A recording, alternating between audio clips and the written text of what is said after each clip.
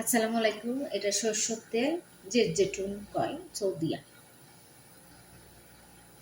এরা রুটিতে খাওয়ার জন্য করতেছি। হাতে পরিমাণ মতন তেল দিলাম। এরা আবার মশলা সেরম মশলা খাই না, ঝালও সেরমটা খাই না। এই দেখেন আস্ত ঝাল দিয়ে দিলাম। দেন টমেটো আমি ভালো করে করে নিচ্ছি।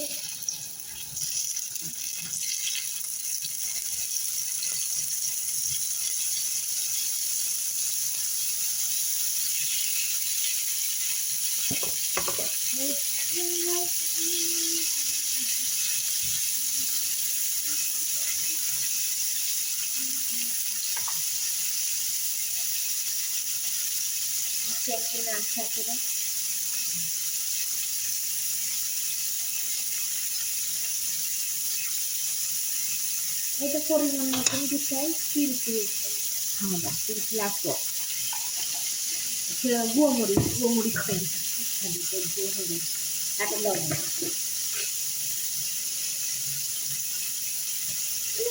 লবণ দিলাম।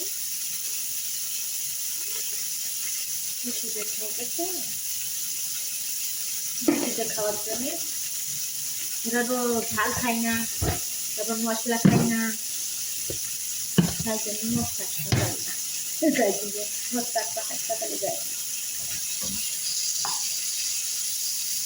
ভালো করে একটু নাড়াচাড়া করে নিলাম।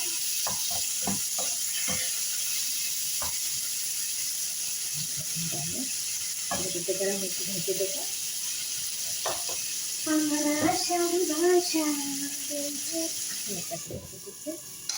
দেখেন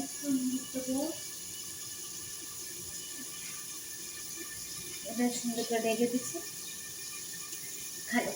আচারে দিয়ে দিতে খামচালি দিতে পারি না।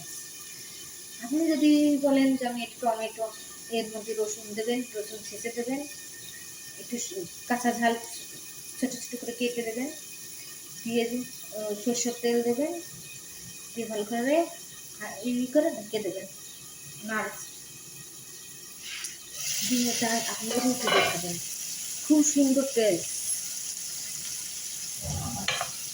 এইভাবে করে আপনি খাতে পারেন, সমস্যা নেই। রুটি দিয়ে খাবেন। তারপর আপনি এর মধ্যে রসুন দেবেন, কাঁচা ঝাল ছোটো ছোটো করে কেটে দেবেন, দিয়ে তারপরে খাবেন। আর ঝাল যদি না খাতে চান তাহলে ঝাল দেবেন না, খালি তেল দেবেন আর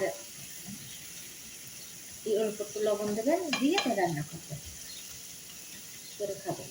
সেটাই আমার কাছটা বেশি ভালো। ঝাল না খাওয়াই ভালো, ঝাল খালি অসুস্থ আরো বেশি হয়। সত্যি কথা বললাম। ঝাল খাবেন না আপনারা, রসুন খাবেন যত বাতের ব্যথাটা কমে। রসুন খাবেন, তারপরে জিরে খাবেন, এগুলো ভালো। কিন্তু ঝাল সৌদি আরব ঝাল খায় না।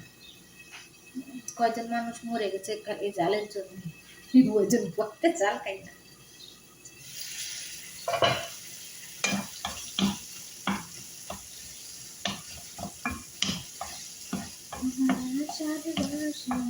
বেঁধে দিলে চাঁদের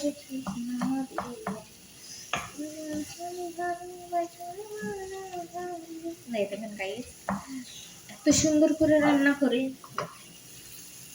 ঝাল ছাড়াই এটা খায়। এরা ঝাল খায় না তো সমস্যা। হয়ে গেছে আমার রান্না, দেখে টেস্ট করে। হ্যালো, আসসালামু আলাইকুম। ভালো থাকবেন, সুস্থ থাকবেন। আসসালাম।